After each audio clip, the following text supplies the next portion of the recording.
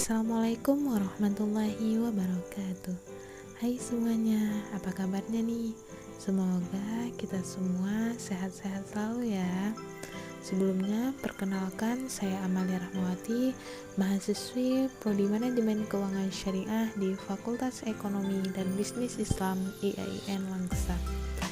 Nah, di podcast kali ini saya akan menyampaikan beberapa teori mengenai mata kuliah perpajakan. Pertama, saya akan membahas mengenai pajak penjualan atas barang mewah atau PPNBM. Adapun karakteristik dalam PPNBM. Yang pertama, pengenaan terhadap PPNBM hanya satu kali, yaitu pada saat penyerahan BKP yang tergolong mewah oleh pengusaha yang menghasilkan atau pada saat impor. Yang kedua, PPNBM tidak dapat dilakukan pengkreditannya dengan PPN. Adapun tarif pajak PPNBM. Yang pertama, tarif PPNBM adalah serendah-rendahnya 10% dan paling tinggi 75%. Yang kedua, atas ekspor BKP yang tergolong mewah dikenakan pajak dengan tarif 0%. Kelompok BKP yang tergolong mewah yang berupa kendaraan bermotor yang dikenakan PPNBM dengan tarif sebesar yang pertama 10% dengan ketentuan kendaraan bermotor untuk pengangkutan 10-15 orang termasuk pengemudi. Kemudian kendaraan bermotor untuk pengangkutan kurang dari 10 orang termasuk pengemudi selain sedan dan stasiun. Tarif sebesar 20% dengan ketentuan kendaraan bermotor untuk pengangkutan kurang dari 10 orang termasuk pengemudi. Kemudian kendaraan bermotor dengan kabin ganda dalam bentuk kendaraan bak terbuka atau bak tertutup dengan penumpang lebih dari 3 orang termasuk pengemudi. Kemudian tarif sebesar 30% ialah kendaraan bermotor untuk pengangkutan kurang dari 10 orang termasuk pengemudi. Tarif sebesar 40% adalah kendaraan bermotor untuk pengangkutan kurang dari 10 orang termasuk pengemudi.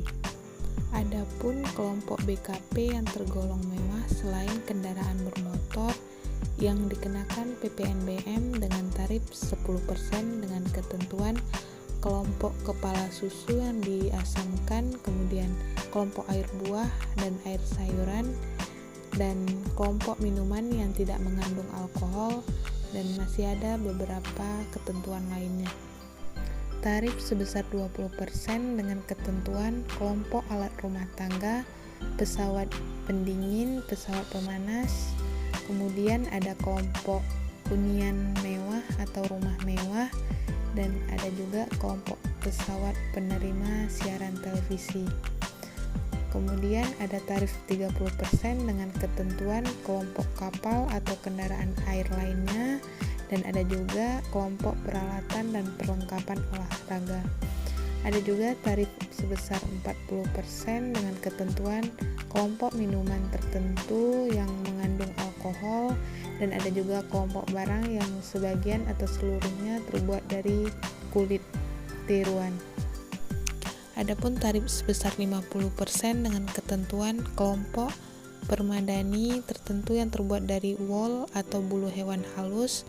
Kemudian ada juga tarif sebesar 75% dengan kelompok minuman yang mengandung alkohol selain dalam kelompok 4 atau selain dengan tarif 40%. Ada juga kelompok barang yang sebagian atau seluruhnya terbuat dari batu mulia. Kemudian pembahasan selanjutnya yaitu tentang pajak bumi dan bangunan. Pajak bumi dan bangunan adalah pajak yang dipungut atas tanah dan bangunan karena adanya keuntungan sosial ekonomi yang lebih baik bagi orang atau badan yang mempunyai suatu hak atasnya agar memperoleh manfaat daripadanya. Ada juga nilai jual objek pajak yang selanjutnya disingkat dengan NJOP, ialah harga rata-rata yang diperoleh dari transaksi jual beli yang terjadi secara wajar, dan bila mana tidak terdapat transaksi jual beli, NJOP ditentukan melalui perbandingan harga dengan objek lainnya yang sejenis atau nilai perolehan baru atau NJOP pengganti. Tarif pajak merupakan dasar pengenaan pajak atas objek pajak yang menjadi menjadi tanggung jawab wajib pajak. Biasanya tarif pajak berupa persentase yang sudah ditentukan oleh pemerintah. Ada berbagai jenis tarif pajak dan setiap jenis pajak pun memiliki nilai tarif pajak yang berbeda-beda. Berdasarkan pasal 5 dan 6 Undang-Undang Nomor 12 Tahun 1985, besarnya tarif dan dasar pengenaan pajak PBB adalah besarnya tarif pajak bumi dan bangunan adalah 0,5%. Dasar pengenaan pajak adalah nilai jual objek pajak atau NJOP. NJOP adalah harga rata-rata atau harga pasar pada transaksi jual beli tanah yang setiap tahunnya ditetapkan oleh Menteri Keuangan Indonesia. Selain NJOP ada juga NJOP TKP, yaitu nilai objek pajak tidak kena pajak, yaitu batas nilai jual objek pajak atas bumi bangunan yang tidak kena pajak.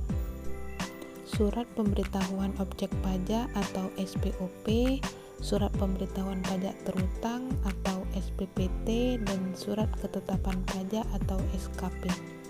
Yang pertama, dalam rangka pendataan, subjek pajak wajib mendaftarkan objek pajaknya dengan mengisi SPOP. Kemudian yang kedua, SPOP harus diisi dengan jelas, benar, lengkap, dan tepat waktu, serta ditandatangani dan disampaikan kepada Dirjen Pajak yang wilayah kerjanya meliputi letak objek pajak. Yang ketiga, Dirjen Pajak akan menerbitkan SPPT berdasarkan SPOP yang diterimanya. Yang keempat, Direktur Jenderal Pajak dapat mengeluarkan surat ketetapan pajak dalam hal sebagai berikut. Yang pertama yaitu apabila SPOP tidak disampaikan.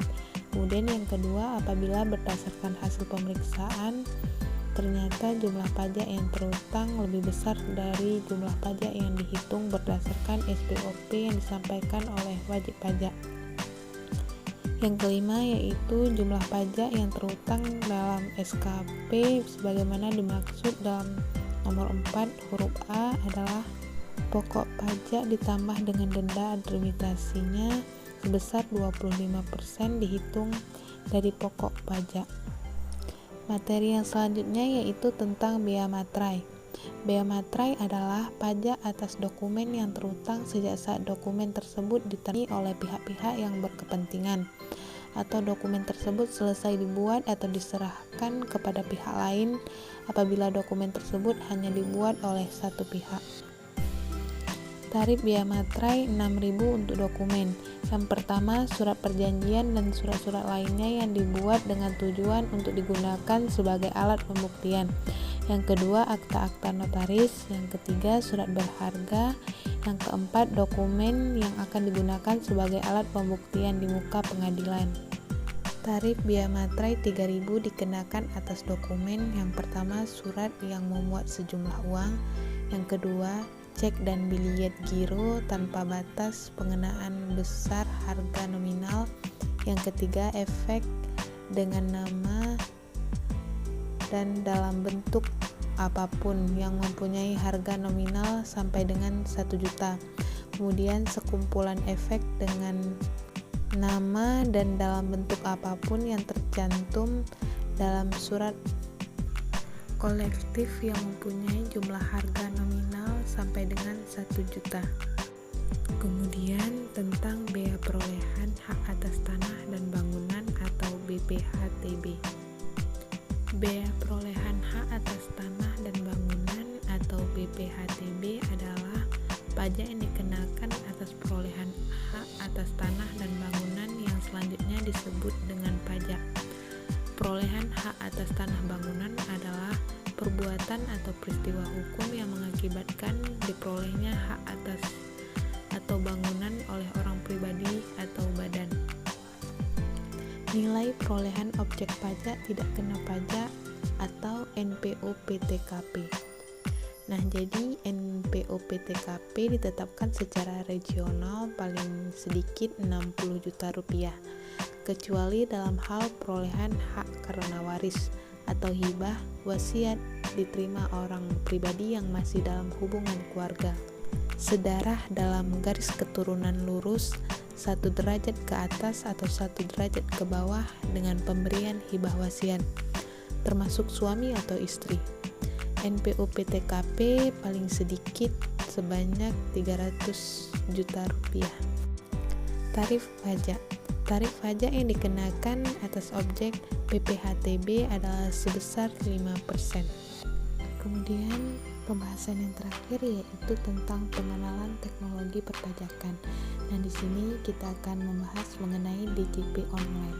DJP Online adalah salah satu aplikasi pajak online dari Direktorat Jenderal Pajak yang berfungsi memberikan fasilitas kepada wajib pajak untuk lapor SPT pajak atau pembayaran pajak secara online melalui aplikasi e-filing dan e-billing pajak.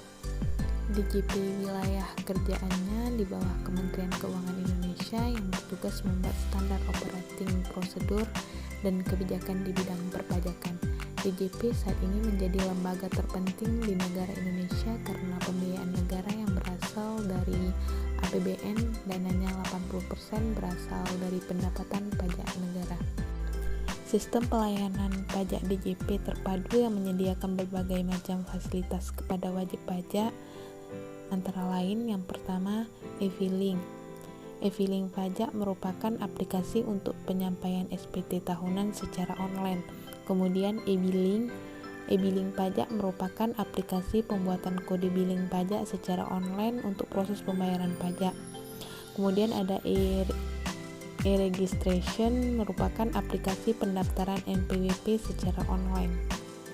DJP Online juga menyediakan 2 aplikasi pajak yang dapat digunakan wajib pajak secara gratis. Salah satunya yaitu e-billing. E-billing pajak adalah metode pembayaran pajak secara elektronik menggunakan kode billing. Kode billing sendiri terdiri dari deret angka yang diterbitkan melalui sistem billing atas suatu jenis pembayaran pajak yang akan dilakukan oleh wajib pajak. Sementara sistem billing merupakan sistem yang menerbitkan kode billing sebagai pengganti dari surat setoran pajak atau SSP, surat setoran bukan pajak atau SSBP, dan surat setoran pengembalian belanja atau SSBB. Baiklah, sekian dari penjelasan dari mata kuliah perpajakan. Apabila ada kesalahan, saya mohon maaf. Terima kasih. Wassalamualaikum warahmatullahi wabarakatuh.